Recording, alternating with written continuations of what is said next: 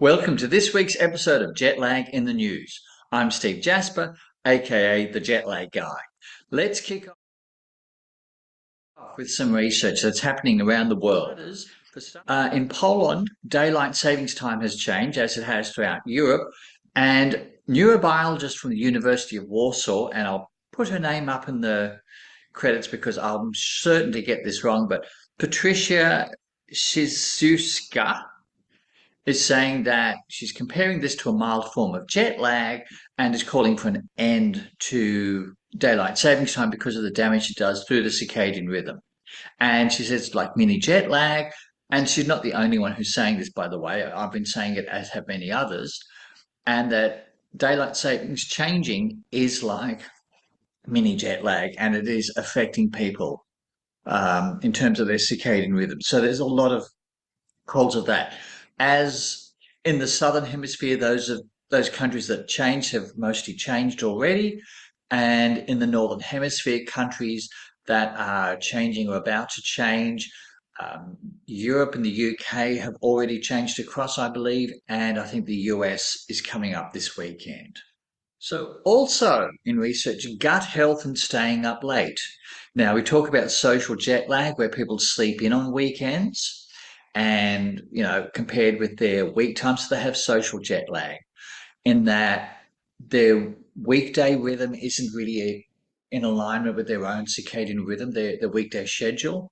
So in the research with 934 healthy adults, primarily white in the United Kingdom, those who had later sleep time on the weekends, that was social jet lag, and there were changes in their gut microbiome. And quote, those in the social jet lag group had a higher prevalence of 3 unfavorable microbial species. So something I hadn't expected was the gut microbiome be affected by social jet lag. And one counter to it they offer is eating nuts. So that's something I had not thought of. Also this week, what has been coming up in my feed is constipation, being a major travel hazard. We talk about avoiding gassy food because in an airplane cabin, the pressure is lower. And if the pressure is lower, then the volume of the gas is higher, and that causes you to feel bloated. That's why, for example, you never get offered beans on a plane. And the typical culprits are fizzy drinks, beans, garlic, and onions. Some vegetables like artichokes are also. And also in terms of hydration, the authors say drinking coffee or wine instead of water is also problematic because it increases the dehydration. So you get dehydrated on a plane because the atmosphere is so dehydrated, there's a lack of humidity. That's why beauty therapists, for example, strongly recommend moisturizers to get on the plane, and making sure you stay hydrated. And coffee, alcohol really dehydrate the human system. Okay, now let's see what's happening in the world of business travel. And Forbes Travel has voted for Singapore as the best airport.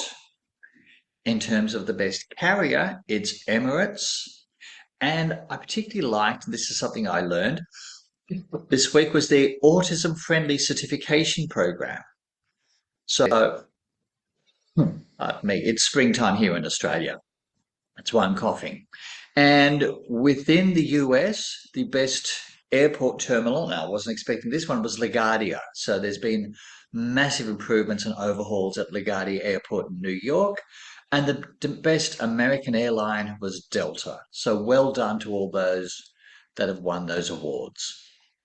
And speaking of America and flying in it, Transportation Secretary Sean Duffy has warned, quote, I can't guarantee you that your flight is going to be on time. This is because of the government shutdown and air traffic controllers are not being paid. They would have been due to have been paid this week, but they are not. And so there's a lot of absenteeism because many of them are calling in sick and then doing a second job such as Uber to keep afloat financially. And he's also said, quote, I can't guarantee you that your flight's not going to be cancelled. it's going to depend on our air traffic controllers coming into work every single day. So please bear in mind, if air traffic controllers are not being paid, there are higher rates of absenteeism. People are like, well, if I'm not being paid, then I'll just put this to sick leave and, do something else. So please be aware if you're traveling to, from, or through America, that expect delays, allow extra time. Back in Australia, corporate travel management, that actually have gone into voluntary liquidation. Travel Advisor Corporate Travel Management has said business operations, quote, remain unaffected after the company voluntarily suspended trading of the Australian Stock Exchange in August after failing to release its financial year for 2024-25 accounts. I'm not sure why that is, but they've said that it's all fairly strong, so business as usual, and they're working behind the scenes to get those financial reports sorted. Now, out of China, if you're wondering why airlines are concerned about lithium batteries, have a look at the footage of an Air China flight flying to Shanghai. And I've got some stills of that. It's quite scary, but there was a flight within China domestically that did an emergency flight in Shanghai. Thankfully, there were no injuries or deaths. Thankfully, and the cabin crew, props to them, they did a great job in sorting that out. They did exactly what they're trained for. Cabin crew are actually trained professionals. They work hard to get that skill level. So that's what they've done. So congratulations to Air China flight attendants. And that's why now airlines are wanting you to keep an eye on your batteries at all times. Speaking of batteries, back in Australia, Virgin Australia have changing their policies on power banks. So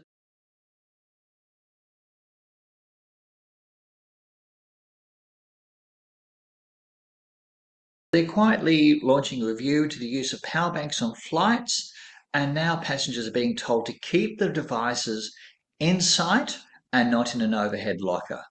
And I think after seeing the footage from Air China, I can't complain about that. I think that's a fair comment to make.